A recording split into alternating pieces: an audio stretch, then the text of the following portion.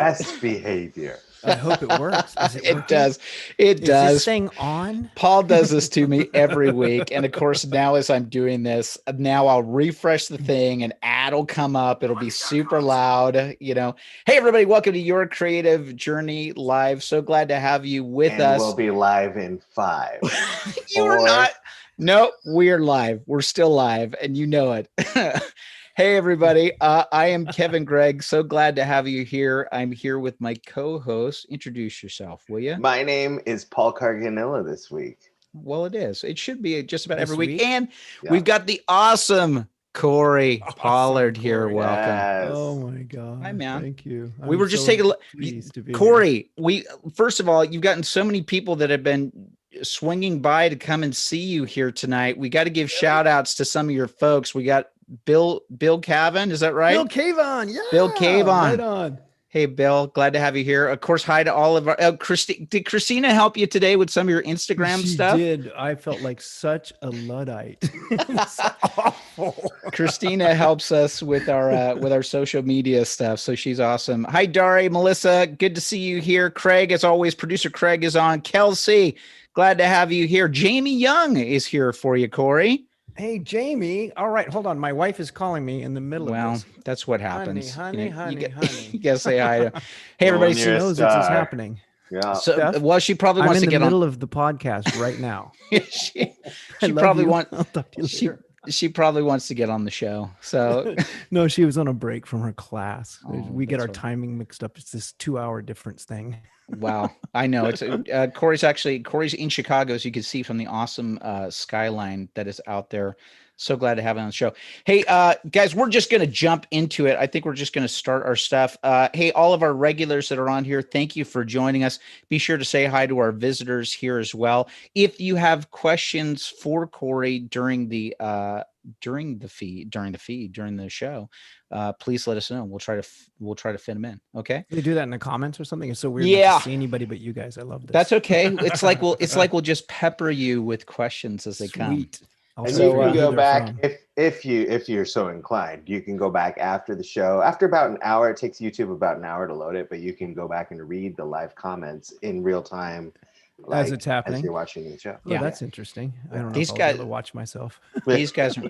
I've got to call out other people that are here for you tonight. Okay. Melissa Witten. Do you know her? Melissa Oh, Witten? Yeah. yes. Look at this, she, man. She took my very first written piece ever Oh, and really? put it on her blog. Okay. And I am so grateful for that. That was that was the first time anyone ever took anything I wrote and published it. Pretty Timothy awesome. Shaw. I'm just going to shout out the names that I recognize as maybe first timers. That's on the my show. drama buddy from high school, man. He is an Nice. amazing cat. You should see Got the some beard on this guy. Christopher Wow. Medic. Oh Medak. my God. Gov, you here? Jeff Oh my God, thanks for Perlis. coming. Wow. Jeff is here too. I Geneva see you, M. Mr. Perlis. Josetta's that? here as well. Josetta. Oh Yeah. my God. My Good heart people. is pounding. You're gonna be fine. Listen, let's get in the show and quit Yeah, putting. let's do It's it. like literally like, hey, we got a big show. Oh my gosh, that person's there, and that Well, we person's wanted to say hi to our new That's friends. so awesome. we do. So I there you feel go. like romper room. I can see. It's good stuff. Hey, Paul, I'll intro it. Yes. Should I hit record? Oh, come on now. You know what? We're live in 3, I'm 2, serious. brother. 1. Every Okay, week he does I'm this. recording now on my Zoom. I freak out. Okay, you got that? All right, here we go. All right. You do our intro, buddy. Here we go. In 5, 4, 3, 2. Hello and welcome to the Your Creative Journey podcast. Thank you for joining us for another week. I'm Paul Carganilla. And I am Kevin Gregg, and welcome to the show that is designed to help inspire you so that you get your creative work done. Whether you're an actor, writer, director, dancer, singer, musician, what other things could people do, Paul? Freestyle dancer. Love it. Statue guy in the park. Blogging, Statue of Liberty maker. What? Huh? It could be live any of those. statues. Yeah, well, I mean, whatever you do that's creative. That's it. Even if you just Pantomime. have creative, thoughts in your brain, the brain that's behind your face there, and someday you may want to let them fly into the world. This is a great podcast to listen to. We have fun talking about the creative process and meeting cool people, very Yes. interesting guests along the way. Exactly. Like our guest tonight. So glad to have him here. He has been an actor and he's also been a first AD with the Directors Guild of America. And he is a lecturer and he's an awesome friend. Welcome to the show, Korey Pollard. Hey, man. Oh man, thank you so much for having me. This is great. Thank you Well, for being here. For those of you that are listening on the audio podcast, Korey is in Chicago working on a gig, and he's got this awesome skyline behind him, which is amazing. So if you get a chance, go and check out the YouTube replay of this. It's pretty cool. It's like one of the most fancy. It's very serene. I love staring at it at night. It's good, man. It's I good. bet. Hey, well, we're going to jump into the thing that we do at the top of every show. Korey, please feel free to jump in and join the conversation with this as Paul is thinking, and he's probably going to throw it to me. We start off every show asking what was the best thing to happen to each of us this week. So we start things off on a positive vibe and get things going.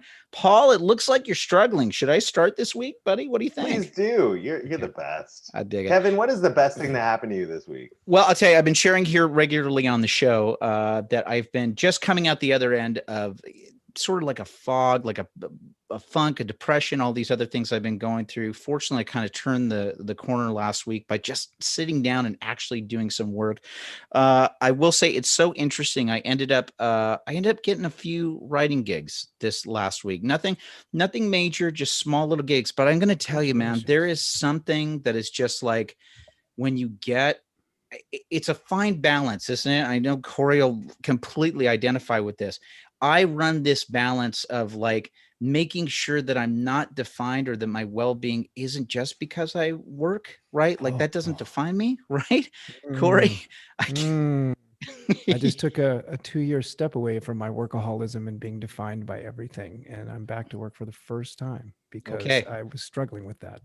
We're going to get to this, man. We're going to get to this. But there is something that also happens when you're actually doing it. And I do find like joy in work. So it was very cool to be able to just like, get the rust off the bicycle, like I said, and have a few projects I'm working on right now. So I would say that was the best thing of my week. Paul, how about you, buddy? What was the best thing that happened for you? I don't know if it's this week specific, but okay. I've really been enjoying this week, the way life is so synchronistic sometimes, and the fun things that come around. Kevin, as you know, my daughter, she's 6. Korey, I have a 6-year-old daughter who's in the industry, and she just started on a new Apple Plus series. And wouldn't you know it, my best friend from junior high school, who like throughout the years and is like my best, was one of the best men at my weddings, like best friend for a really long time. He's now an AD or a second. Is he a second or is he? I'm not sure, but he is working on the same project that Everly is working on. So now, like Kevin, who was like in our wedding, like gave a best man speech at our wedding, is now like working with my daughter on set. And that's like amazing. texting us the schedule like the night before, like, hey guys, so we're gonna need Everly at this time tomorrow. And it's not just like a random, AD from a project. It's Kev. Kevin. That's cool. Your other buddy Kevin. So let's just be clear. Let's just clarify. It's a different Kevin. So right. But that's pretty amazing, right? It's weird how that works in this industry, right? Yeah. Oh my God. We just happen to come across people. Listen, man, I was on a set. And literally a makeup artist was somebody that I'd had a crush on like 25 years ago when I was like a kid, and just going, oh, hey, Oh, wow. So, anyway, it's weird that way. All right. I got a synchronicity story and then I'll answer your question. Good. We're going to hear your synchronicity story, and then you're going to tell us the best thing that happened to you this week. Exactly. So 20 some years ago, working in Mexico on a movie called Once Upon a Time in Mexico. The Robert Rodriguez movie. Yes, correct. We were looking for a house for Johnny Depp to be in while we shot the bullfight sequence. If anybody's seen the movie, it was too difficult to get our trailers to where it was, and it was too hard to go from base camp to get to the bullfight area, the arena. And we're in the house for this bull that we're thinking will be a house that will house him in while we're just shooting the scene, so he can change his clothes and the hair and makeup, can do all this stuff. Right. And the woman in the house is so familiar to me. I'm looking at her and she's looking at me, and I'm thinking, I don't know, how is this possible? we narrowed it down to that she was a mother of a kid I played basketball against, not even on my team. She sat in the same place in the same time every time we played basketball together in junior high school. And she said, "Oh my gosh, I can't believe this. You know, there's another man from Eugene here in San Miguel Allende, Mexico. Do you know Roger Fox?" And I'm like, "Yeah, he was the voiceover on one of my first videos I ever acted in for the Oregon Research Institute." So she literally connected us, two people in a small town in the middle of Mexico. That's what my life is. I'm like Mr. Magoo. I just walk and shit happens and I can't believe it. You know, That but is crazy. Oh, and then so I got back in touch with this guy and was in touch with him for years after that. He was literally on, and my friend Mike Hull, who's probably here, was a part of that same thing. It was something he was producing. He's probably watching this right now. It's unbelievable, man. It's so Yeah. it's kind of like, how is this happening, right? Yeah. How well, there's is a this big happening? plan, and I just have to keep showing up, and I do everything I can to mess it up. So what was the best part of my week? Let me think. Yes. A big part And of a it was, technical question I want to ask too. Was Sure. was Guillermo Navarro the director of photography on that one? he Do you was know? not. No, Okay, he was got it. not. He Guillermo worked Navarro later was with not. different Yeah, stuff. he Okay, did. He gotcha. did much later. Sorry, just there worked on a was- commercial with him, and I'm sure that you guys have probably crossed paths. But I've anyway. met him. Yeah. Okay, good. So Continue. for me, honestly, it's been being here in this job, and strangely, the job shutting down for COVID, as hard as that was, our Yes. protocols were right. We got all the testing right. We got all the people out. And then there was some issue with the contact tracing, which is being done in a very strange way that is super hard to figure out. Sure. And some people were overlooked, myself included. And I thought, I'm indignant. I'm struggling through a lot of different issues in my life about not being heard, not being seen at times, even though I've kind of clawed my way to the top. I want to spend most of my time under the pile of things. And I advocated for myself, which ended up opening a door for a few other people and a system to change within a large corporation, Sure. because I didn't lose my crap Mm-hmm. and run in with a flamethrower in one hand and a fire extinguisher in another. So I had a kind of an adult week. I felt like I was very professional, Yeah. being sequestered here, Yes. and not just going, "Oh, I guess I'm laid off." And I guess that the people that are scared about not being contact traced, well, that's just how it is. We'll just go back to work, and I'm lucky to be here. And my heart's pounding even now saying it. I had Sure. a moment of absolutely advocating for myself. That is a brand new thing for me, because I've Yeah. constantly spent my entire life trying to please people. That's how I built my career. All my people pleasing codependency Of course. is what I do for a living. Yes. So I had an adult week. Isn't that funny? Thanks for And asking. it's so funny, Korey, that even as you're talking about that with the physical cues and all Oh, those things geez. that Isn't happen that for crazy? us, right? Where it's like all of a sudden when you feel that stuff, you know that you're in the right wheelhouse because Yeah. you're dealing with something that goes, I'm really scared with this, or there's parts Yeah. of this that are brand new. Yeah. And it's so interesting how the brain works half the time, where it's always going, no. You're going into a territory Don't that you've do it. never Don't done do it. before. Don't do it. We want to hang Yeah. out in the worst area possible. Yeah. And yet that courage and that bravery moving forward, buddy. Well done. Well, it's the unknown that's become the terror now. Like, it's the comfort is not just in being disappointed or wondering for me. Yeah. You know, it is in the stepping forward, which has a lot to do with my creative practice and the goals that I'm setting and Yeah. all the different things. Because I've been very fortunate to do one thing for a long time, and that's not really what I wanted to do. I just well, got good at it. we got to dive into this, buddy, Sure. like big time. And I'm just going to Great. give a shout out to some of your folks who are here. Okay. Sarah Dawn's here. Jeff Yay. Jeff Perlis, is that Jeff right? Perlis, yeah, Look at man. these guys, man. You've That got guy's these a people. moose. Woo, something else. Thank you guys for showing up tonight. Yeah, thank you. Korey, we're gonna start it all out where it Bring it. began, man. Like, Yeah. what the heck? Strap in, everybody. We got Strap in. we got Ready we for a got sip a from the fire hose. we got a wild story, right? Because it's Yeah. like it's we were just talking about it before we came on the air, but what you started out, how you started out in your life, what you were gonna do, what you could have thought you were been gonna do. somebody. I could have been somebody. Holy smokes. Let us have it, man. Sure, man. The whole thing starts for me literally at 12 years old. I'm from a pretty dysfunctional family, and that's being kind. Okay. There was a lot of issues in my family, and it didn't just start with my parents. It was on both sides of the family, either side. And there was a predisposition for alcohol, all kinds of things. And, you know, if you believe the genetic side, I was set up for some things that happened for me. And I do believe that, but I don't blame them.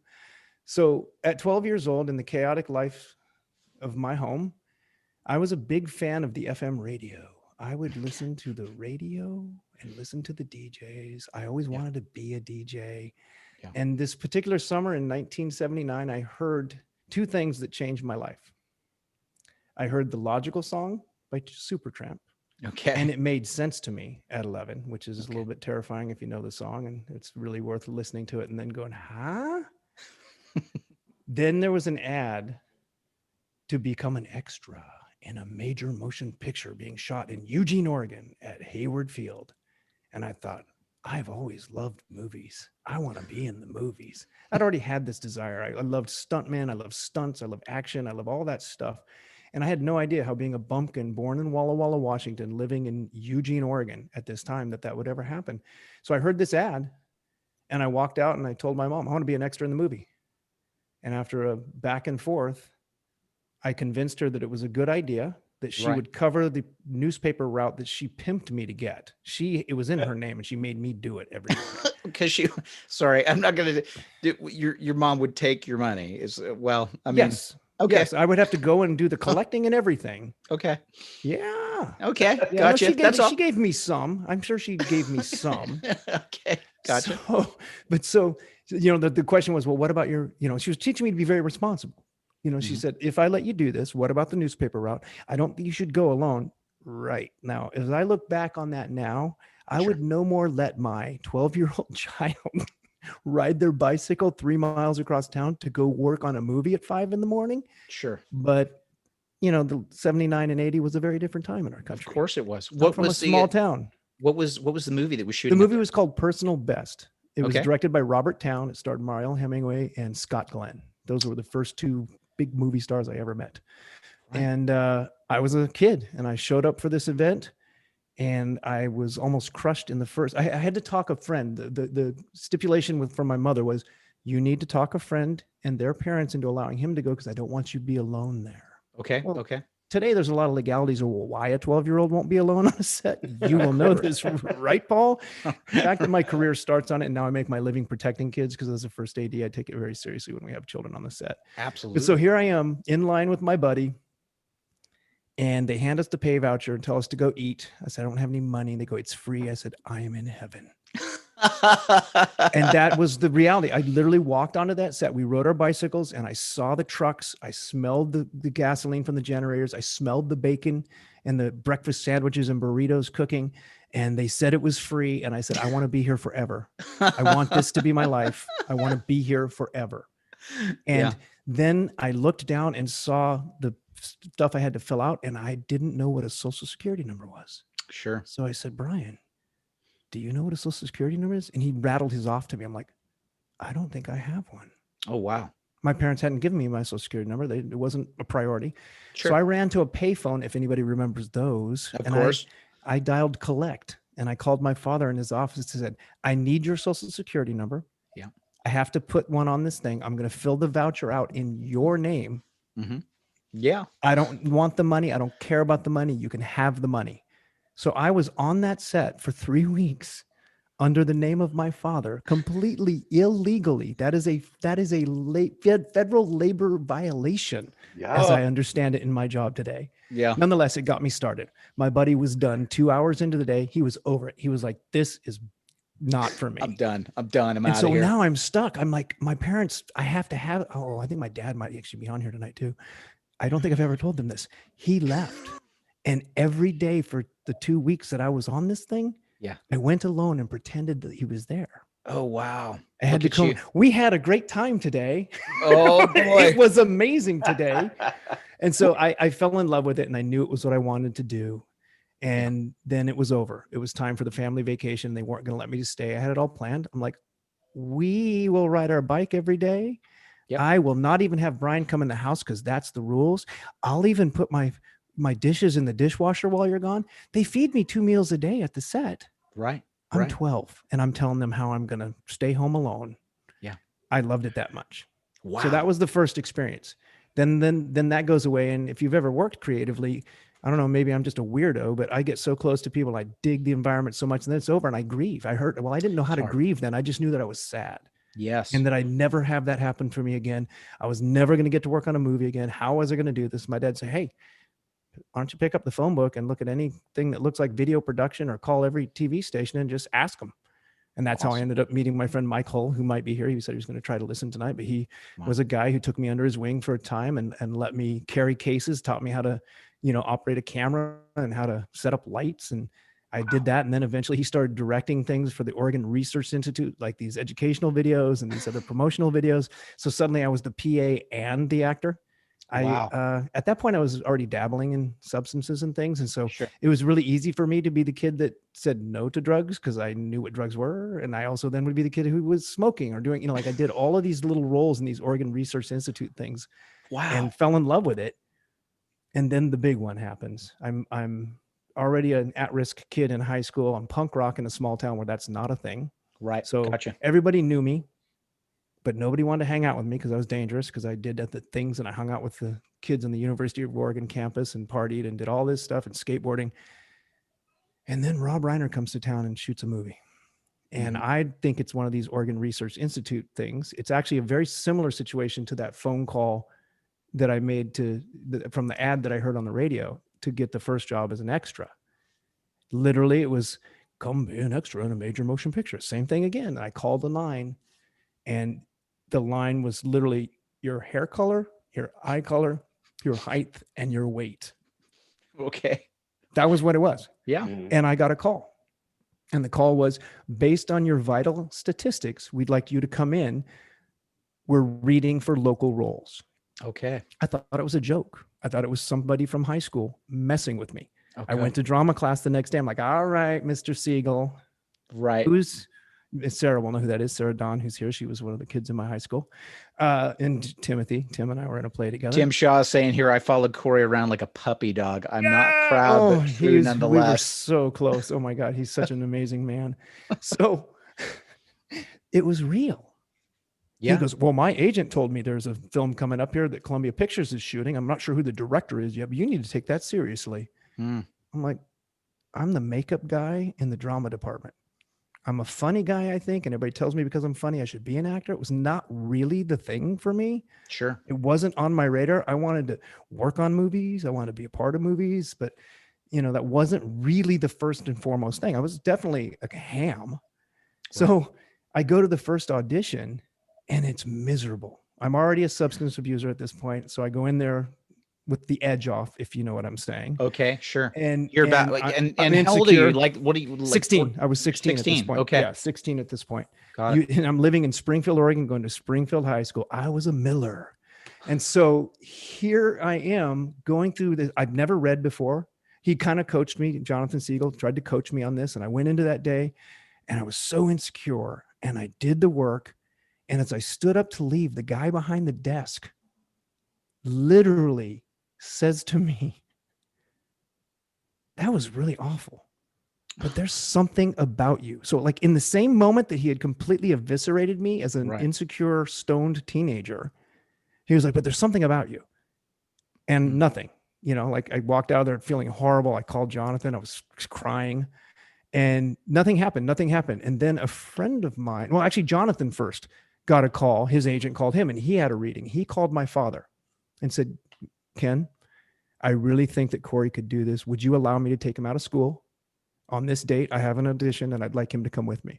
And I did. And sitting behind the desk that day was Catherine Crissell, she's an amazing woman. She has been a part of the Eugene film community. She was a part of Animal House being shot there. She's like not a producer, but she just has all these connections, and she was this amazing woman. So she was doing the local casting for this film. I still at this point don't know it's Stand By Me or Rob Reiner's involved in it at all.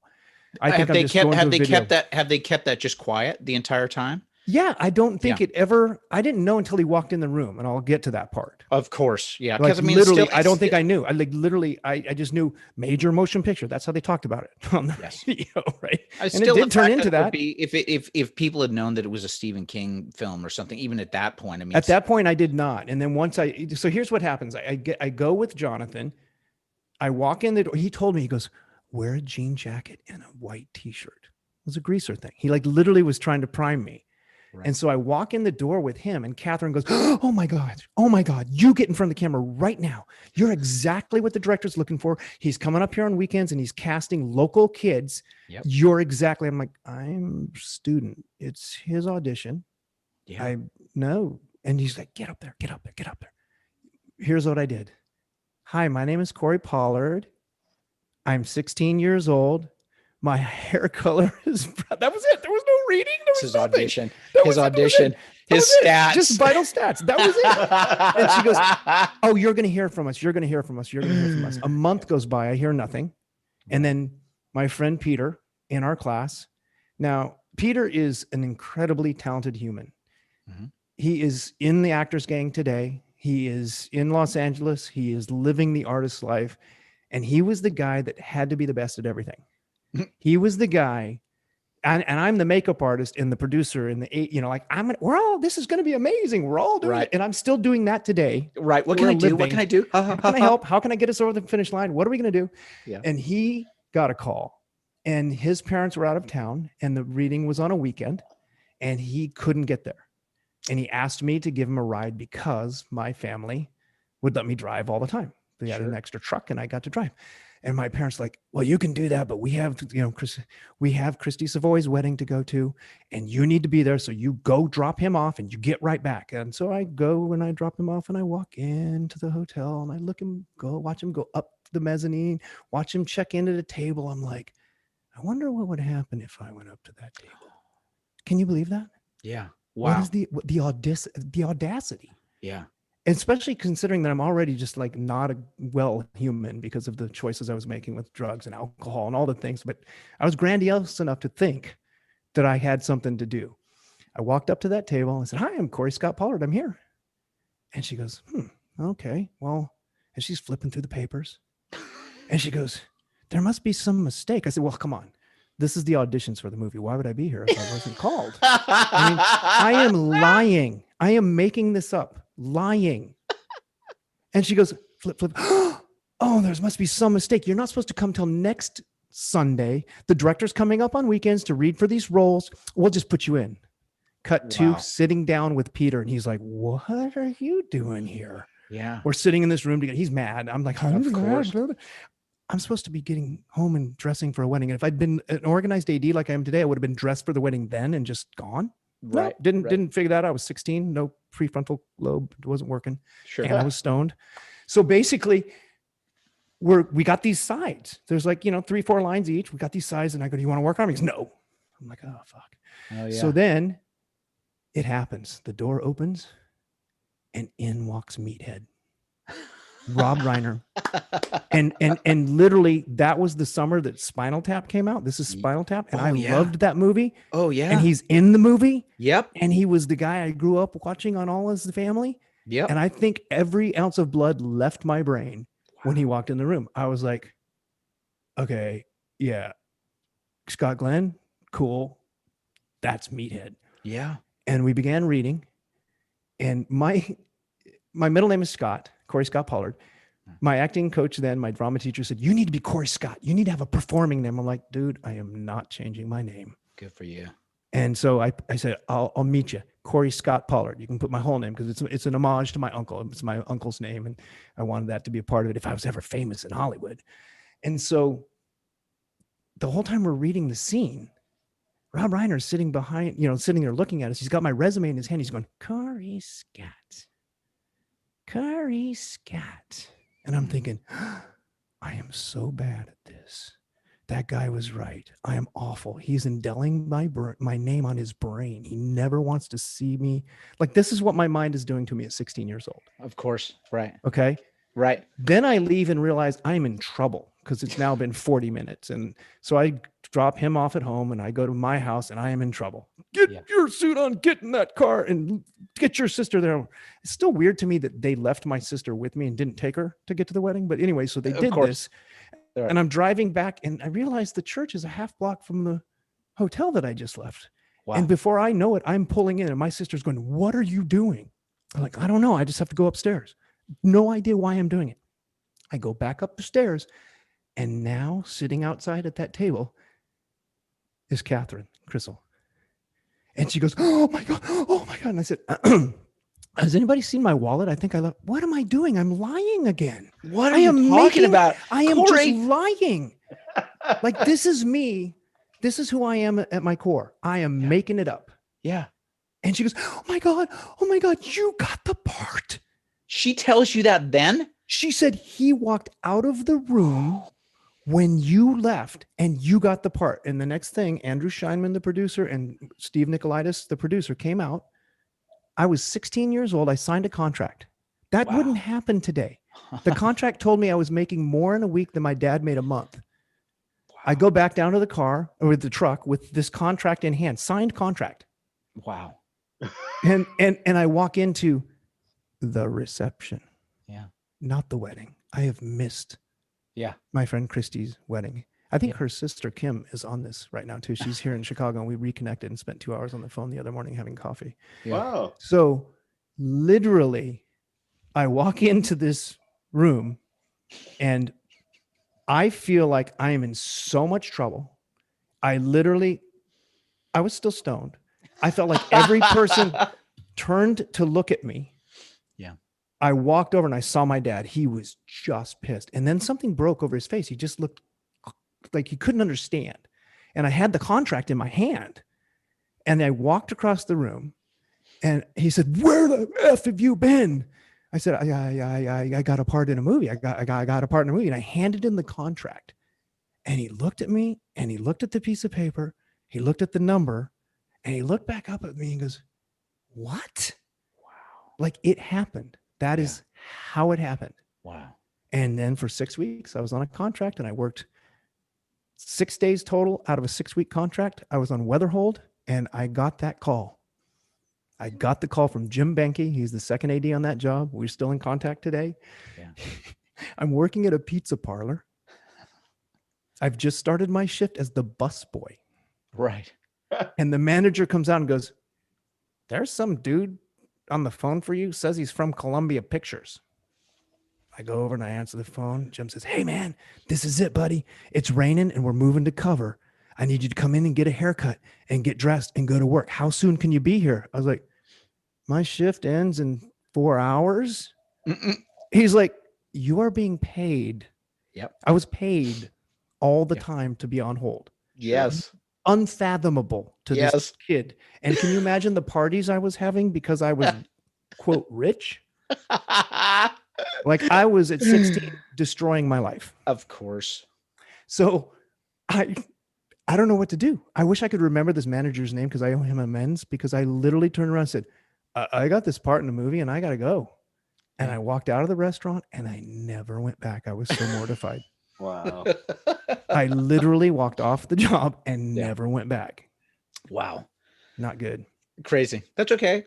I quit Taco Bell after working at it 3 days. Like, I worked 3 days and then I worked there for 3 days. It was terrible.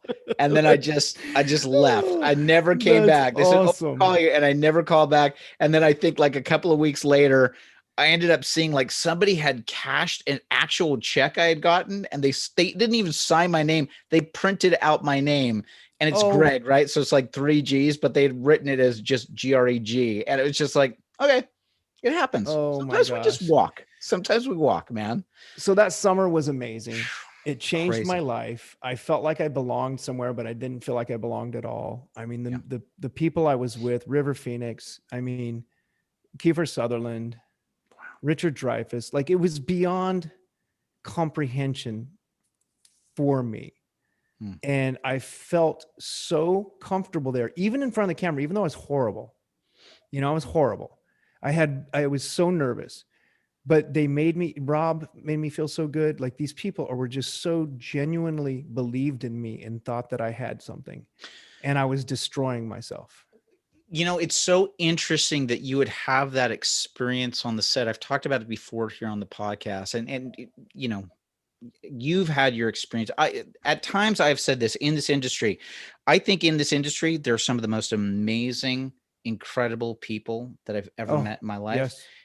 There's some of the biggest And the other side. monsters. Yes, There's some of the biggest yes, monsters and I've just been ever met. experiencing those in the last Okay. few years. I made So- it 20 years being like Forrest Gump, with everything being just the most incredible thing. And in Right. the last 4 years, I have had my soul crushed. So we're going to get to this, buddy. Yeah. But it's I would say, even though you're in the midst of this stuff while dealing with your substance abuse and all of that, and we'll cover that as well. But Sure. But to be in this in the beginning, to be surrounded by people that treated you so well and kind of top notch. And just gave you that experience.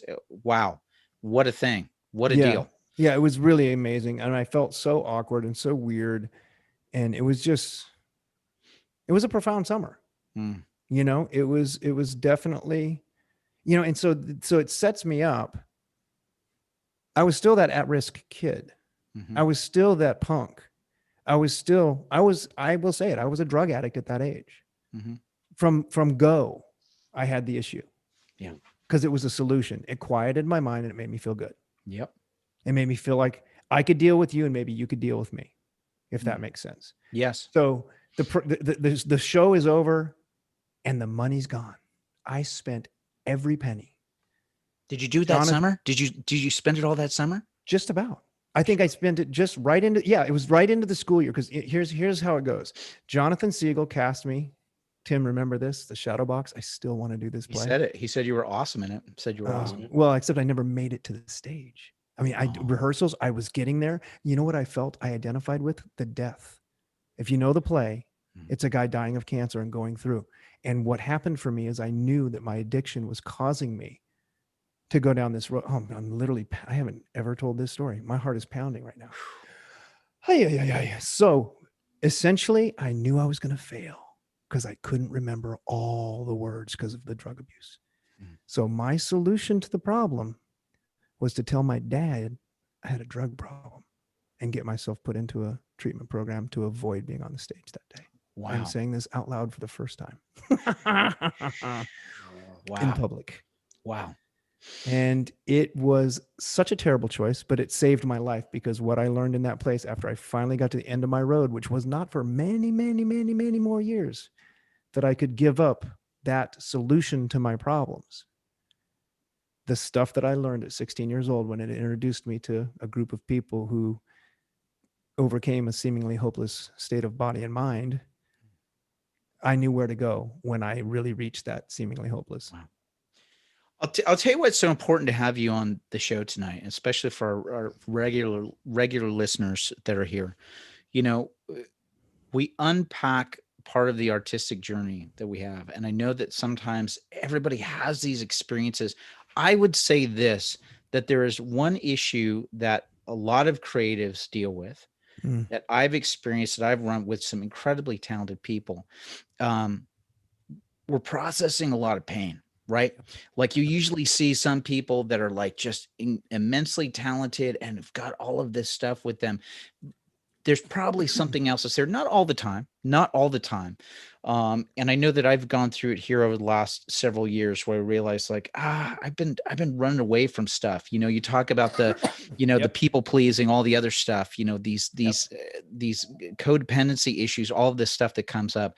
And I just peel that back a little bit to just go, it's so important that you're not using, we use sometimes our art, our creativity as a thing to help us through it. But also a lot of us are also either numbing ourselves or running away from the problem or whatever it is. And I think that the true growth comes is when you go through the other side of that and learn those other things. Anyway, I just think some people don't ever survive to make it that far, which is so terrible, because whether you have drugs or alcohol is your problem, there is a lot of events that happen in a human's life that are really considered trauma.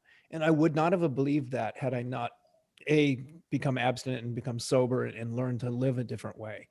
And then at a certain point, all that work and the separation from the alcohol and the drugs was amazing and was amazing for years. But then I found workaholism was a real thing, that I was still stamping something down. I was still trying to fill a hole and to avoid feelings. And then what was so interesting about it is that after Stand By Me, I became a thing in the town. I became the big fish in the small town. It literally was an accident. I feel a little like one day I'm going to talk to Jonathan Siegel, my drama coach, English teacher for doing this. He told I was getting horrible grades because I was a drug addict. And there are two teachers that had the most impact on my life. And Jonathan Siegel was one of them because he invested in me and coaxed me toward this dream. And Shuna Morelli was my biology teacher in high school. And those two people saw me for who I was and treated me as so, as a human being, a creative, individual.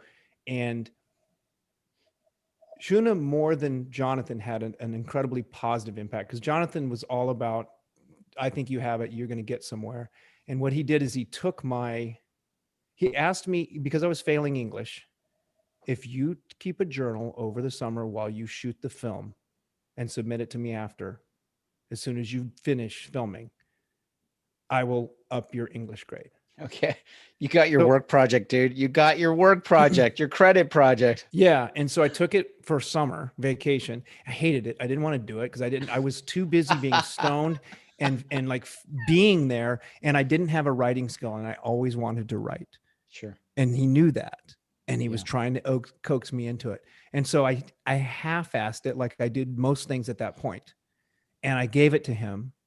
And early in the junior year, when I came back from summer, I had a habit of opening and reading the newspaper. I still love to read the newspaper. It's terrifying today to do that, but I do it. And I would read the Eugene Register Guard, and I would sit in my car and I would do illicit things before I would go into the school. I would do it in the parking lot. And I was looking through the newspaper, and the calendar section was a photograph of me I had never seen. It was a publicity still from the film. What? And my journal was printed in the newspaper. What are you talking about? Yep. And it was so horribly written that I was mortified. Oh no. It wasn't even, they didn't edit it. They just put it as it is. And it was mortifying. And at the same time, it was a rush because I felt like, oh my gosh, I'm kind of famous. I'm published now. Yeah. Yeah. Also, actually, I guess, Melissa, you didn't publish my first. It was the horrible journal that was published was first, but you get the thing I actually worked on. Wait a second. Was that, I mean, I'm assuming it was kind of like a hometown. It was literally what I did with my summer vacation. My other friend, Craig Blanchett, who's this amazing dude who was born with no legs. I can't remember exactly what the term for what he's got is. And this guy can skateboard and climb, and he has been in the wheelchair, like the Olympic competitions and wheelchairs. So it was him. It was me, him, and some other young lady. I don't remember what she had done. I literally is off my radar. But so it was like what we did with our summer vacation. But there I was with getting the tattoo, and the tattoo scene from Stand By Me. There's this close-up shot. I looked like a movie star. I literally felt like, oh my God, I look like James Dean. Yeah. I had a cigarette behind my ear and some cobras on my arm. And I went, this is terrible. And I walked out of my car, and the kids, everyone I think liked me, but my mind told me I was useless, that they were afraid of me, and that nobody wanted to hang out with me, because that's what my mind did under the influence. And that's how I found what I found. Drugs and alcohol helped stop that. So I left the car, and I was everybody's buddy. Everybody wanted to know me. Everybody wanted to hang out. And it was trippy. I kind of liked it. And then it was really hard because I knew that I was just a very fortunate young man that had lied his way into something. It's so interesting, man. When I grew up here in Los Angeles, there were a number of kids that I knew that were in the same group as Ricky Schroeder and Gary Coleman and all this stuff. And, a couple of people that were on stuff, and, and again, it was like kids would be like, oh my gosh, you're famous. You hang out with those people, and would pepper them and shower them with stuff. Yeah. But also, drug abuse. I felt utterly useless as being the top of the heap. And that's something that, these people that I hang out with teach me, that, there's this thing where you want to claw your way to the top, but really you feel like you're on the bottom. It's just crazy. It's just, that's the dichotomy. And for me, I think a lot of creative people suffer from that, whether they use drugs or alcohol or not. There's this driving force to kind of be seen. And I've had it my whole life. And so I make it through that whole experience, and I get through the drug treatment program, and I decide that I want to still pursue these things, but I don't know how. So I've done some videos with Mike Hull and his, production company up there. And that guy's still killing it today. He's got this really amazing production company that does work all over the Pacific Northwest. I'm so impressed. I want to work with him when I can get out of California one day. Anyway, so He says I from still don't know Chicago. what's going to happen. Pardon me? He says from Chicago. From Chicago. Yeah, Yeah, exactly. I can't Corey wait till from I get Chicago. out of California, even though I'm sitting here in I'm already Chicago. out. I'm already out. No, but I mean, like, you know, I just love that this guy has stuck with it as long as he has. And then what happened for me was just beyond comprehension again. So I became this kind of bargaining chip for the Oregon Economic Development Division, which is kind of the film commission. Hey, we got this kid. He's in SAG. You hire him. It's good for you. It's good for us, you know? And so I had these And they spoke like opportunities. that. They spoke Oh, like I totally that. do. They totally do. I just make characters up. One day I want to be a voice actor. So I got opportunities. I did little things, other commercials and things. And there was a TV movie that was going to be shot up there. It was the first thing to go into production right after people were being caught for juicing in high school, college, and in the Olympics. Oh, So, steroids and all that stuff. Yeah. Huge. There were And so many movies about that stuff, right? And this one After was school specials. Yeah, this one was the first one that a TV movie that went into production. It was literally the first one. It was directed by Jonathan Nicolella, who happened to be one of the guys that helped put Miami Vice onto the scene and turn it into what it was. He's a really trippy guy. He's passed away now. But again, there's another one of those coincident things or those weird synchronistic things. I end up knowing his wife and his daughter ended up at my children's school much after he passed away. And we were like just beyond comprehension. My entire career is full of these things happening all over the world. Of course. So basically I get this opportunity and I don't even know I get the opportunity because I knew I wanted to come down to LA and go to film school. Sure. And I wanted to go to Columbia College. You wanted to be a director, something like that. Was that the plan? I wasn't sure exactly. Yeah. I felt like I was director. I didn't produce. I didn't know what any of it was. You know, I didn't learn what a first AD was on the set of Stand By Me, but that would have never been on my radar. Mm-hmm. Literally the day we were shooting the tattoo scene, I'll go backwards. The day we were shooting the tattoo scene was one of the most brilliant logistic days on that movie as I see it now doing what I do for a living. They had set up the base camp for the morning was directly on the other side of the junkyard fence from where we were going to shoot the tattoo scene. It literally, my honey wagon and the two other guys that were in the honey wagon, and then all the cast trailers were right there. Like you could just step out of our doors and walk through the main gate to go into the door. So the makeup trailer and all that was like right there. And while we're shooting the scene, this production assistant comes to me and says, "Do you need anything out of your trailer?" And I said, "I don't need the trailer because I'm going to be right here."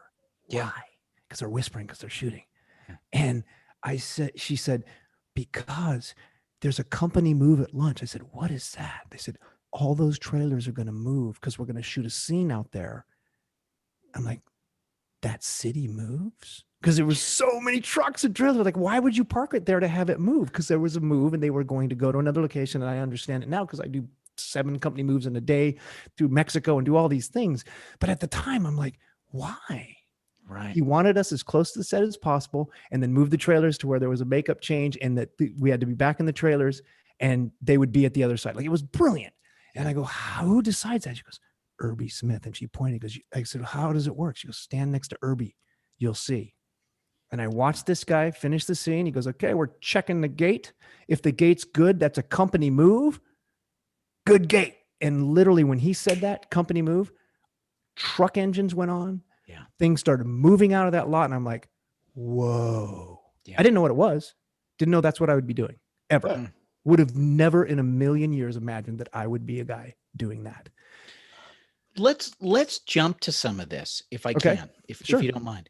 Because at some point here, something happens with the acting stuff. Where did you get involved in this? Oh yeah. I mean, I know that there were a variety of different things, but ultimately, how did you end up in this? And I'm assuming that most of this started in Los Angeles. No, not all of it. My first 2 movies and then a 3rd movie and then almost a 4th movie happened in Eugene, Oregon. And after moving to Los Angeles. As an AD. No, as crew. So that Josh Brolin, that movie that I was talking about, called Finish Line, starred Christoph St. John, who was a soap opera actor for many, many years. He just sadly, and just take a moment, everybody, and take a minute of silence. He didn't make it out of the mess that I had in my life. Wow. And he ended up committing suicide 3 years ago. And I'm so bummed out about it because I just really believed he was going to make it happen Yeah. in his life, and he didn't. And I'm terrified. So he was in it,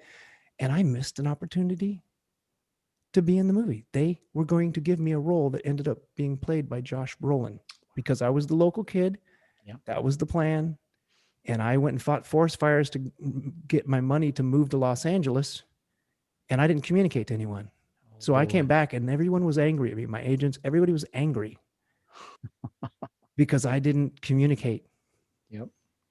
And I was so bummed, but I was like, well, get me a job on the movie. And they're like, we're talent agents, man. We don't do that. I said, give me a number. Give me a number. And two things happened that summer. I had been fighting forest fires to get my money with the federal government. I needed more money because I was now out and I was going to spend it all on pot because that's just what I did. And I went to Eugene and got on another fire crew, like a private crew, where I had to get my own food, my own bag, and show it. And when they would call you, you'd show up in this parking lot and they would take you away to a fire and you'd work for like 2 or 3 weeks and you come back and rest up and come back. Wait a minute. Hold it. We can't, I'm sorry. Can't let that one go by. Sorry. Wait a minute. You'd show up with like a bag of food, like you're going out backpack, camping. like literally like you're camping. You would have like a backpack, you're camping, your boots, you would have everything you need and they would give you the fire gear, all the tools. Wow. But you would have your own clothes and they would end up giving you Nomax fire clothing to wear while you're out there. And you would camp out of a bag. Holy smokes. They would provide camping gear and you would go and do this. Wow. Frankly, I didn't have to do it that way. I did it with the federal government, which was like being on a movie set. When I did it with the Forest Service, it was amazing. They had catering trucks, shower trucks. We never got to really get in them because you were working so hard and you were so exhausted. Yeah. I would literally take a bite of food and it was like a bong hit. That entire summer, I didn't smoke any pot up there. I bet. That's why I went. That's why I wanted that job because I knew I'd be in the middle of nowhere. Sure you were like working the fire lines and all of that other stuff. I had a Pulaski, which is a pickaxe with a kind of hoe on the end of it. Yes. And I carried what they call a piss bag, which is 8 gallons of water, which is 8.5 pounds per gallon. It's so heavy.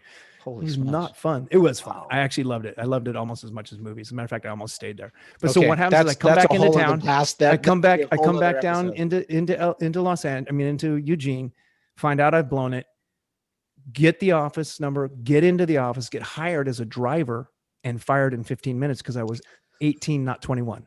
I had to be 21 to drive with people in the van. It was a non-union shoot. Okay. But I couldn't drive. And an accountant named Matt Danielson saw that happen. And the next day on a Saturday, we were at the farmer's market, which is the hippie fest. I was playing hacky sack with some friends. And he comes walking up to me and he says, "You're that kid."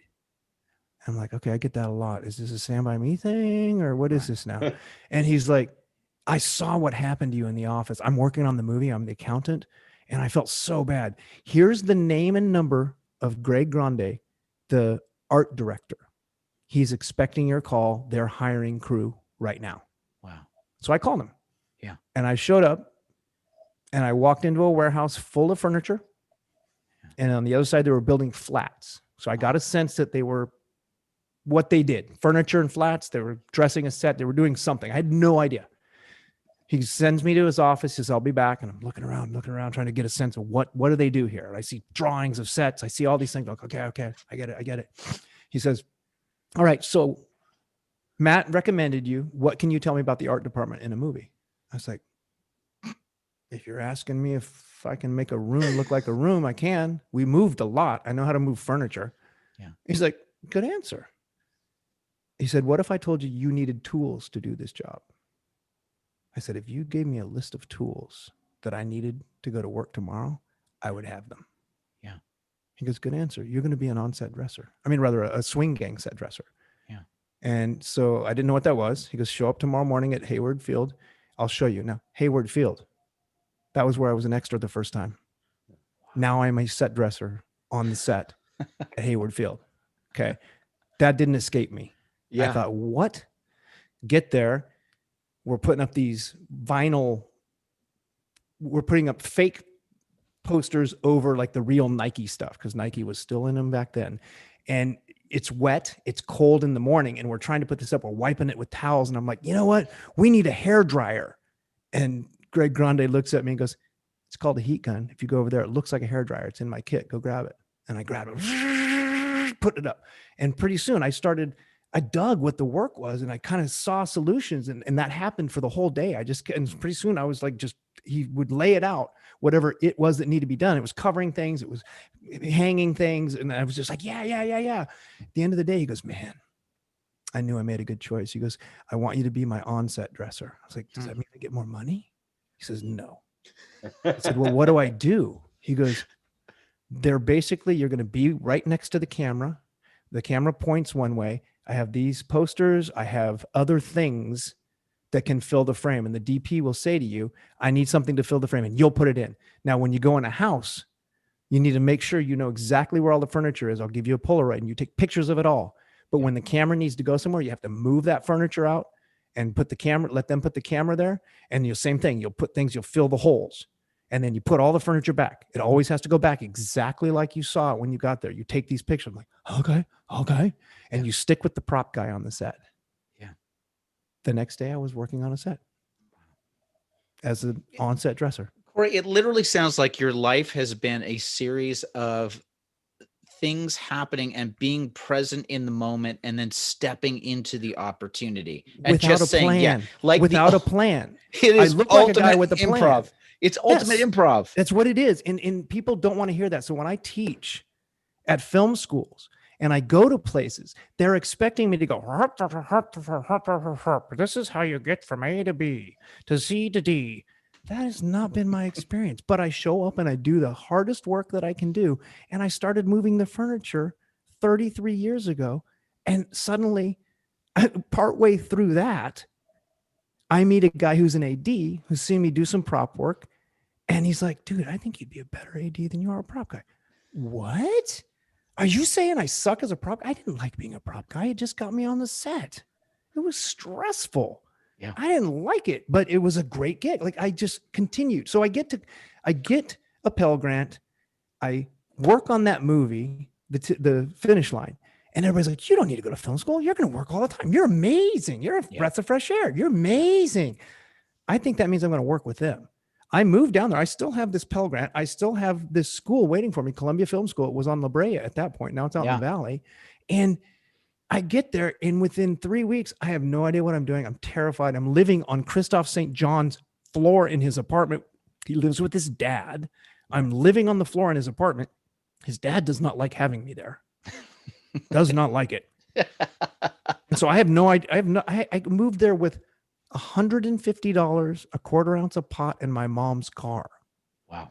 That's what I had when I moved to Los Angeles. And by the time I got there, it was $75 because I stayed at Santanella, the Holiday Inn just on the other side of the Grapevine. If I had understood, I could have just driven the other 35 or 40 minutes. And I spent half my money at a hotel and paid $8 for a room service beer. And I was paranoid I was going to get caught because I was 18, but I got it. I spent half my money on the way there.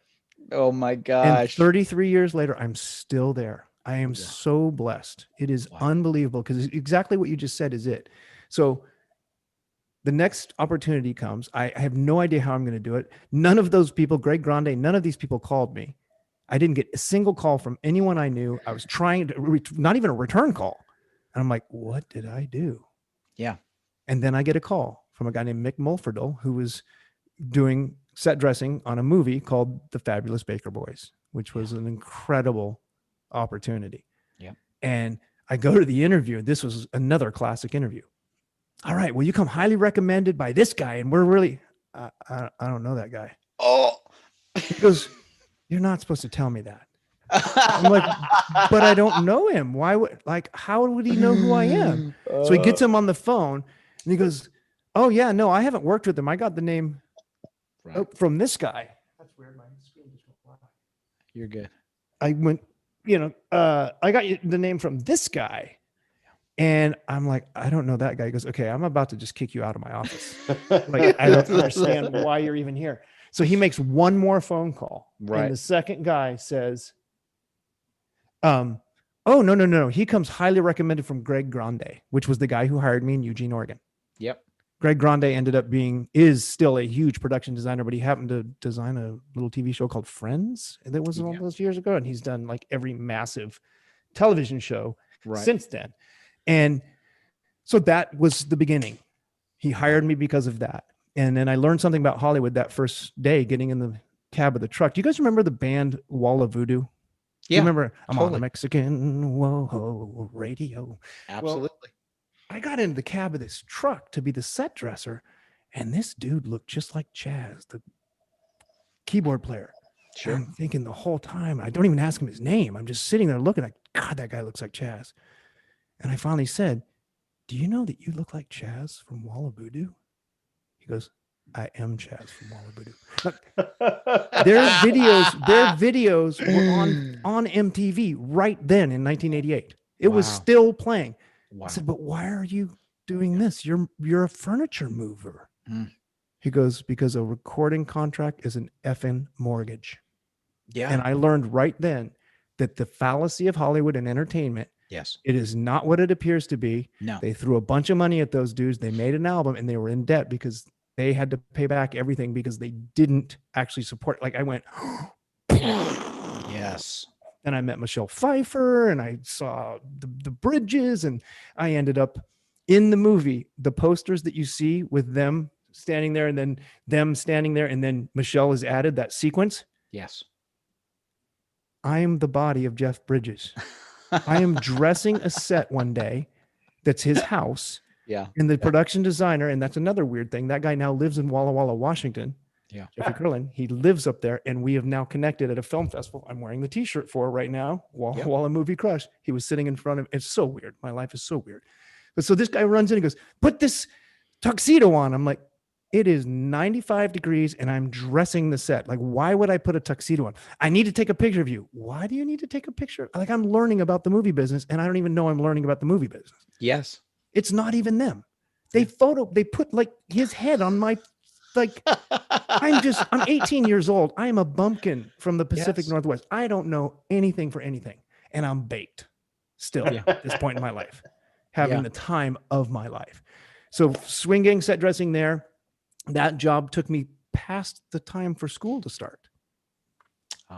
So I have to call Mr. Bernard Hunt, the admissions director. Mr. Hunt, I am so sorry, but I need to defer my tuition. I will reapply for a Pell Grant because I really can't afford the school, but I've got this opportunity to work on this movie and I really feel like I should take it because I certainly need the money. He's like, yeah, no, go do it, kid. That turned into a commercial with that same guy. He introduced me to another guy named Jim Zwager, and I did commercials with him. And I came back again and I said, Mr. Hunt, I'm so sorry, but I need to defer the tuition. I went to his office this time. He goes, close the door. I said, okay. I was scared. Authority. I've screwed up. I'm not in school. I'm making a living. And he says, you don't get it, kid. I'm like, what? He goes, you are getting paid for what everybody in here is paying to learn. Yep. You don't need school. And those people on the set told me that. I'm like, no, but I don't have a clue what I'm doing. And he goes, I don't want to see you here again until you come to talk to my students. Oh, that's awesome.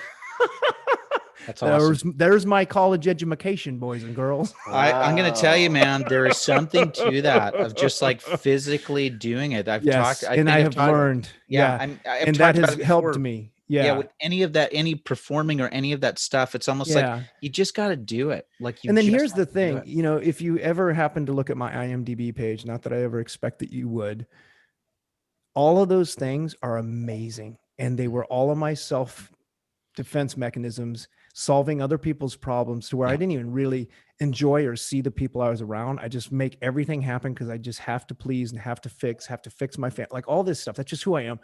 And at the same time, it's salt in the wound because I wonder what would have happened if I had ever pursued acting.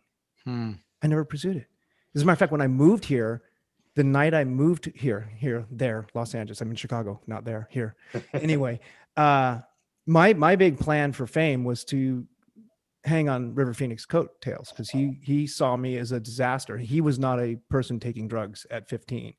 And when I finally moved there at 18, we all know what happened. Right. But the reality is I have a script signed by all the cast on the front. And one of them says, watch the spliff. I think you're going to be okay.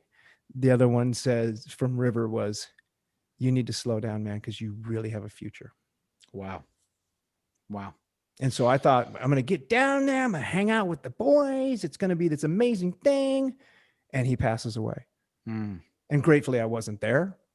because that probably would have been even harder for me. But it also crushed any hope that I had, because now I'm a stoned kid from the Pacific Northwest down here with no connection to the business. I'm too mortified to ever stay in contact with Rob Reiner, too immature to do any of that. So I went the route that I went. Yeah. And every day on the set was like the salt in the wound. Like, what would have happened if? What would have happened if? And then, you know, some people have given me some opportunities. I end up on Waterworld, and somehow Kevin Costner finds out that I've been in Stand By Me. He's like, "What? You were a child actor?" I'm like, "Yeah, I was a kid and I was in a movie. So yeah, I was a child actor." Yeah. He goes, "Well, why aren't you acting?" I'm like, I like this." He goes, "Yeah, you're good at this." He goes, "Do you want to direct?" I said, "Honestly, I've never said it out loud. I think I might have one or two of these in me." Because you'll be a great director. Because, man, I'm watching you, the way you handle people, the way you do things. You would be good at this. We build this weird relationship happens throughout the show. His divorce happens, and I just admired that guy because he was married and doing all that. And we've all got problems. Yeah. And I just saw this guy as a crushed human on a day that I was in a dinghy in a Zodiac. I had been sent back to the shore to get him and bring him out to where we were shooting on the atoll with, to be the one to escort him. And he came out of his trailer, and I just looked at Kevin and I said, "Man, how are you?" Mm-hmm. And he looked at me like, "I don't know you. I don't know." I said, "I just want you to know that I can't imagine how hard it is to be dealing with what you're dealing with and this huge out of control movie. Yeah. And I just want you to know that I see you. I see your heart, and I'm so sorry that you're hurting." And he just looked at me like, "Who is this kid?" Yeah. Our birthdays are a day apart. I'm the 17th of January. He's the 18th. And so by the time we got stateside, we were working at Paramount in the tank. I got to ride a wave runner in the tank in the parking lot.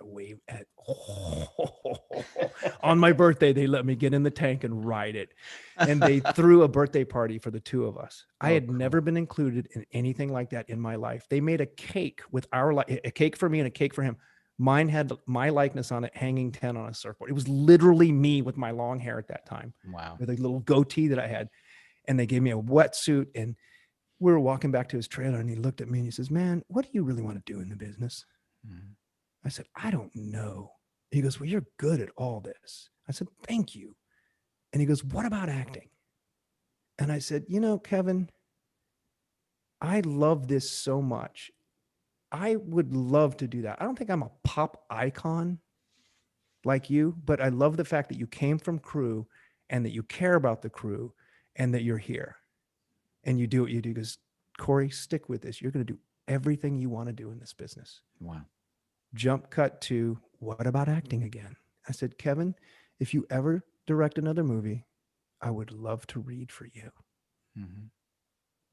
Jump cut to, I'm working on The Mouse Hunt, Gore Verbinski's first big deal. And they thought they were getting Home Alone with a mouse, like right. Contemporary. Oh no, that was not the movie. They would go into a meeting with this guy. "We're cutting the budget," because they thought they were just getting Home Alone with a mouse. Yep. And he had such a vision that they would come out figuring out how to write checks. Yeah. Now the movie wasn't very successful, but boy, was it brilliant. Yeah. So on that movie was Michael Jeter from Waterworld. Yes. Maury Chaykin from Dances with Wolves. And they all knew that I knew him. And it was just this thing. I'm a PA. Michael Jeter's like, he's in. I know. Oh, he was the greatest human. It's amazing. So I'm going through that experience. I'm doing the rehearsals for that movie while the director and the first AD and the second AD are figuring out all the visual effects and all that. I'm running a rehearsal down at the convention center in Los Angeles with all of those actors. Michael Jeter is there, and I get a call from Mindy Marin. Do you know that name? She's a casting director. Mm-hmm. "Per your request, Kevin would like you to come read for a role in." Now, back up. Before that happened, I was working on That Thing You Do. Mm-hmm. Tom Hanks' first thing. I was a production assistant. All I was doing was crowd control. 1,000 people showed up to watch him film a movie in Orange County. Of course. And so I was literally hired as a crowd control PA. Right. I would stand outside and move the people out of the street when they'd come out and shoot a scene inside. Then they'd go back into whatever store they were doing, the music store, the hardware store, whatever it was. I never saw anything.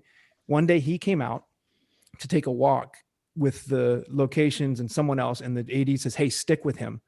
don't let people take pictures of him. Well, I'd been talking to a guy who had a camera, and we began talking, and somehow it came around to what movies have you worked on? I said, Waterworld. He goes, oh, I went to college with Kevin Costner. I'm like, that's crazy. He goes, I'm going to have lunch with him in 2 days. I'm like, oh my gosh, tell him hi from Korey from Waterworld. Right. And then here comes Tom Hanks. And this guy's starting to take a picture. And I'm like, oh, you can't do that. And Tom goes, no, it's totally cool. And the guy looks at me and goes, what do you do? What do I do? And I said, take the picture. The guy said it was fine. Like the AD's telling me, like if he says it's fine, it's fine. So he takes the picture. I'm thinking of Kevin. So I sit down on my sides a little bit later and I write a note. Hey, just met a guy that you know from college. Been a while. Hope you remember me. I go home that night. On my phone mate machine, you've got a message, is a message from Kevin's assistant. Kevin was thinking of you and your wife and wants to invite you to a party. What? I hadn't even sent the note. Wow, that's crazy. I hadn't even sent the note, but I sent it. Yeah. And then we go to the party. He runs up the stairs as we're coming down the stairs into his backyard. Gary Shandling is there and a bunch of suits and executives. And there's like 10 people from Waterworld, the set dresser, another on-set person, like all, but everybody else is mucky muck. He runs up the stairs, kisses my wife on the lips, my favorite moment of life, because I literally thought she was going to faint. He says, thank you so much for coming. I didn't see him again for the rest of the night. I stood staring at Gary Shandling as he talked the entire time. Right. That was my experience. Then that phone call came from Mindy Marin. Wow. I for the first time took personal time. I'm not going to be able to make it in the morning. I've got a production assistant covering for me. I was terrified. I've got the food arranged. Everything is arranged. I'll be back by noon. I have something I need to do.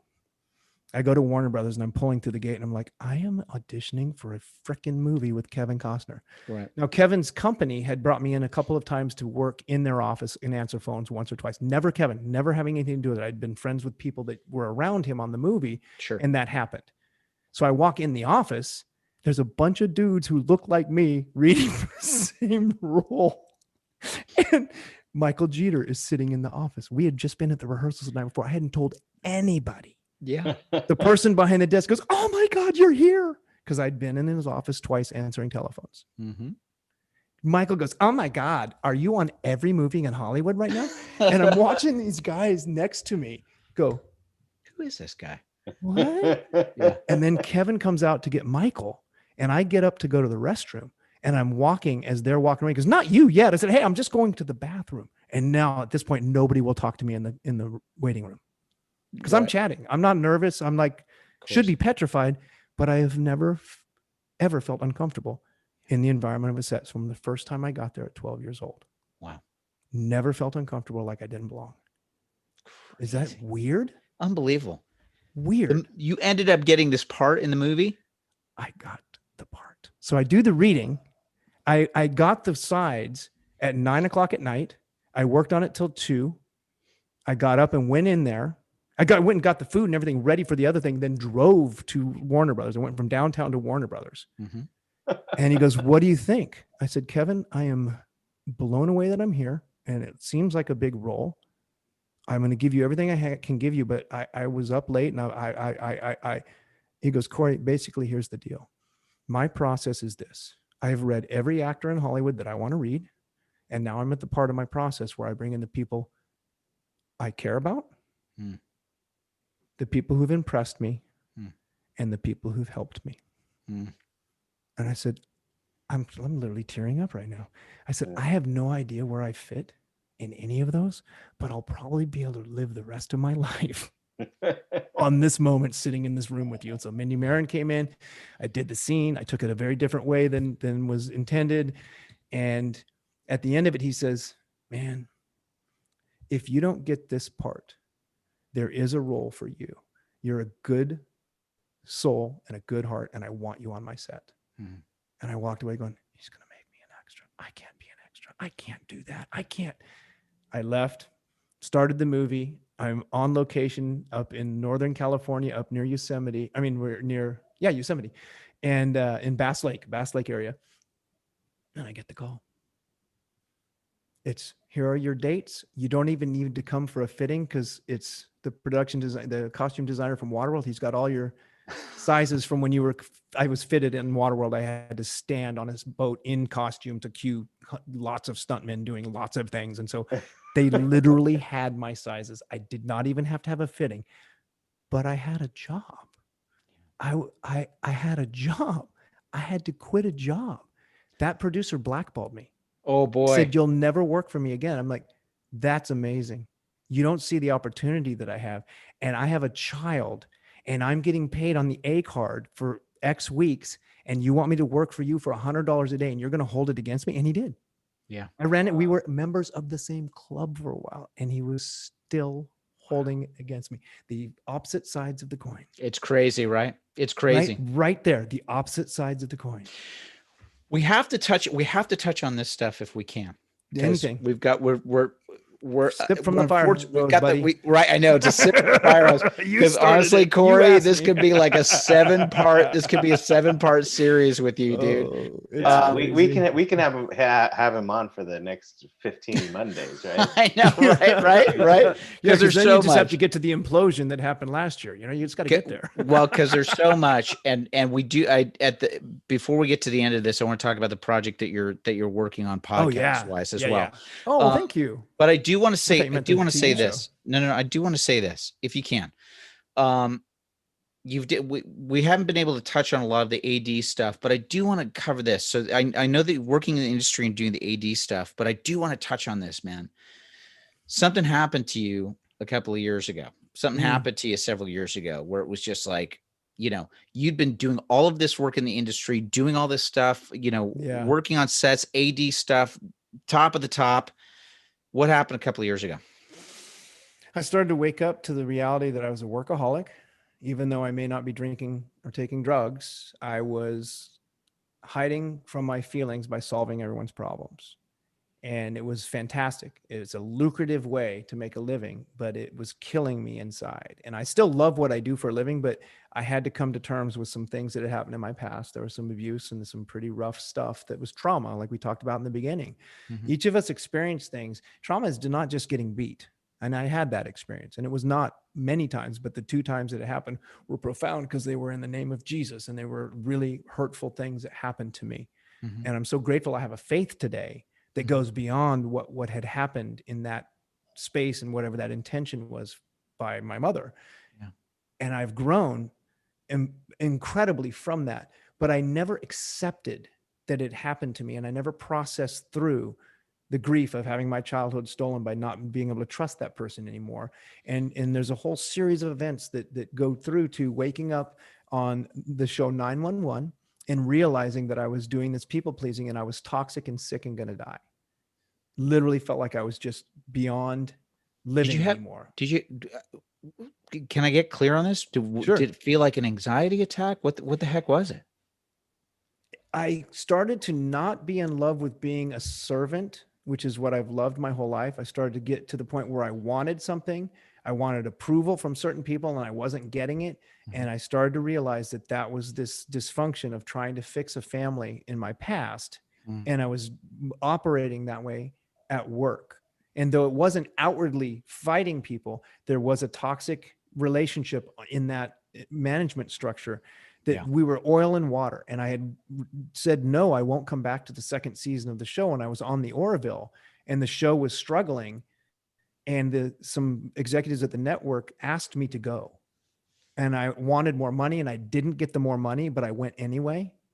And I knew that it was the wrong thing for me, but I did it anyway to people please the executives. Mm-hmm. And it just, I knew it was going to be bad and it was bad. And I knew that I'd made the choice and I knew that I learned that I didn't have to stay in a mistake. Just because I got the job for me didn't mean I had to finish it. And I spent my entire time not wanting to be abandoned, not wanting to be fired, not wanting to be let go. So I would take any amount of toxic behavior. Yeah. And as the AD, you're right in the middle. Yep. Yep. I clawed my way right to the middle. Right. And so that, you know, and it's not any one person's fault, but mine. Of course. And so once I woke up, I called my wife, and this was at lunch during a company move. And I said, I have reached a limit. I can't do this anymore. Not this job. I know I will be able to work on something again. I had no idea that when I walked away from that it would be 2 years. A couple of calls came, and I knew that they were not the right thing. I had been saying yes to everything. Jack Ryan, I said yes to. I stood up to a bully and I got fired. Right. And that was the big, that was before 911. Like, yes. I was already on this path where I'm like, hey, you know what? You're not going to treat me this way. Mm-hmm. I had gone past Forrest Gump and just don't. And I'm like, hey, that's not okay. I was finding boundaries. Like what I said was the best thing that happened to me this week is still the beginning of that process. So this job right now is the first job that I interviewed the producers more than they interviewed me. Yes. I laid boundaries for myself. I said, here, they asked me what kind of problems I've had in the past few shows. And I said, I'm not naming names. It's me. I didn't set boundaries. They were crossed. And then I would get upset. Yeah. And then they were never respected when I would put them in. So I'm coming in. If I'm going to work with you, I need these boundaries. I need to do things in a certain way. And I'm open to all conversation, but these are the things that are problematic for me. And I had a list, and they hired me anyway. What? Yeah. I'm enough. I'm Yeah. a respected professional, but inside I'm a 9-year-old kid that was beat. It's a new territory for you, isn't it? Because especially like I said in the beginning, when we get so wrapped up in identifying ourselves, not to say that this is your case, but when we've identified so much with our work, what we've done, the things like that you were we've saying. accomplished, and then all of a sudden, especially and then being act like you don't. That's the worst, is that I acted like I didn't, but it was everything. Yeah. It was everything. Yeah. And then this job, I've been asked by the incredible Lisa Wigan and Reza Tabrizi to come here a number of times. She has tried to get me down here. She's the DP on this job. And we got together on a job years ago that we had such a great time together. And her significant other is Reza, who's now the director and producer on this show. He was an operator then. And we just knew that we had a good thing, that we loved working together. And both of them have a gift for bringing amazing people together to work together. And so when they called me during the pandemic to come down here and do Chicago Fire, I had said no so many years in a row for those, just to stay there and do the toxic thing. And I started to rethink everything. And I'm like, in the middle of the pandemic, I talked to my wife. She's like, yeah, I think it would be a good thing. Listen to the safety protocols. Like, you're going to be a part of all that. Like, that's where you want to be. And I'm like, yeah, I do. And it's just amazing. Fits like a glove. And then COVID hits and it shuts down again like last week. But it's amazing because we're all doing it together. I don't feel like I'm going to get a call Friday that tells me, yeah, you're working on Saturday.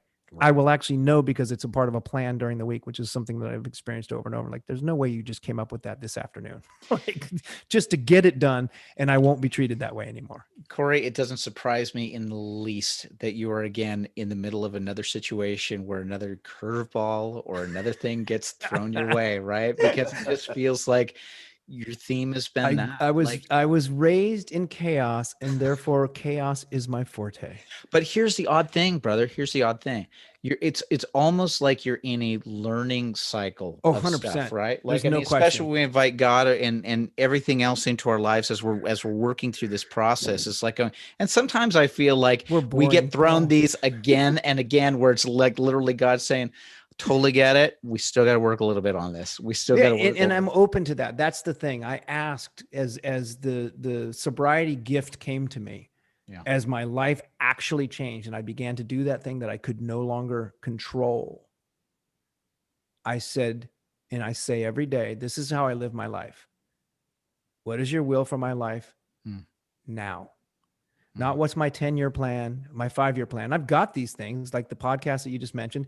I've been writing a book this year that's a memoir of this stuff. And there's been a tragedy in my family now as a result of this abuse, where someone is actually dead and my nephew is in prison because of the kind of emotional abuse. And it is changing my entire life right now to just admit that I come from a very difficult upbringing, that if we had not been complicit and silent about the kind of mental illness that was there and not made fun of it, my family, we have a defense mechanism. We make fun of the things that make us uncomfortable rather than actually look for solutions. And I am still a snarky, I hope witty person, but with the kind of wit and candor that is for health and betterment of every human that I come in contact with. That is my primary purpose. Let's do this real quick. I want two things. And Paul, if there's something else you're going to throw in, you're going to throw it in. Okay. It's your show. But here's my last two things I want to ask you, because I think we're going to have to get you back, because we literally just touched the tip of the iceberg. I'm so sorry. There's people that, are you kidding? You're a wonderful guest, right? I told Korey beforehand, I would love if we had 3-hour format. We're not there yet, but we're going to get there someday. You'll be the first guest on for that 3-hour format. We'll just peel back the layers. Paul, Paul's you're going like, to help. Paul, you're going to have to figure it out. Here. Hey, Korey doesn't know this, but this is the longest running 5-episode podcast ever in history. Well, what he says with that is, when we first started this in the beginning of all of this stuff, I told Paul, I'm only going to do this for 5 or 6 episodes, and let's see how this runs. We're on episode 26 tonight. So we keep going. Well, guys, and if you followed me here and you haven't discovered this, I've known Kevin, and I'm so embarrassed that I didn't actually pick it up until he invited me. And I am blown away at what you guys are doing, the way that you get people to communicate this. It opened me up just listening to the 3 that I listened to today. I was like, wow, this is worthwhile. Thank you, man. Really good stuff. There's two things I want to end on, my final ones. And if Paul's got an extra thing, please. But number one, what's this podcast, this audio thing that you're working on, that you're in development with? Because I think it really speaks to part of your journey and the things. It does. It really does. It is my journey. And it is my journey in connecting with other people. Like, I'm hoping my friend Christopher Medak, who's here, I've had many events in my life. There's a trailer fire where our dog died and my dad almost died in it, but we were rescued by a stoner asleep on the couch. Thank God he was there in my house. Or again, the tip of the iceberg, literally. There's a suicide that I witnessed with my father. Oh my gosh. That I would literally saw a man jump from a building, did not see him land, but neither of us had this. I was 8. Neither of us had the skill set to deal with it. And so I never asked him about it till I was 48. He literally turned right, got out of the traffic pattern because I literally was like, Dad, what do you think? And the guy jumped. Wow. I saw a man on the outside of a building in the rain and on 5 stories on a hotel in Coos Bay, Oregon. And I saw him jump. Wow. And we never talked about it till I was 48. So I had these things pent up that led me to that space on 911 to say, I'm a mess. Yeah. If I don't stop doing this to get away from those things, I will never change. And I thought I had changed in sobriety. I thought I had changed in the growth of working a program that was taught to me on how to stay off drugs and alcohol and all that stuff. But I had not even touched the iceberg at nearly 15 years. February 18th will be 15 years. 5,387 days of continuous sobriety is what I have today. Thank God. And my life has changed. And I am now peeling a new layer. And so the podcast is the search to find my primary purpose. I actually honestly believe I'm going to call it, Why Am I Here? Mm-hmm. My search to find my primary purpose. So my friend Christopher, who's here, had a pretty tragic event in his life. It involves suicide.